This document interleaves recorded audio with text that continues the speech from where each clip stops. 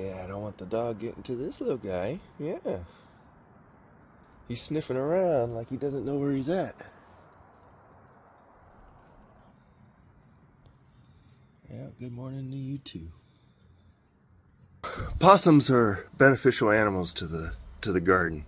You want to keep them around if you can, because they'll go after the pests and whatnot. And this guy, he's quite bold. I hope Jack doesn't get to him. But I'll try to give him a safe environment, place to sleep, eat, and hopefully he'll take care of all my little insect problems. At least some of them.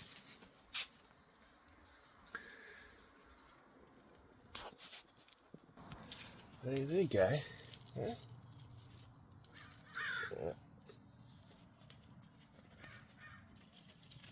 I'd say this guy is pretty bold. He's just checking out the whole garden.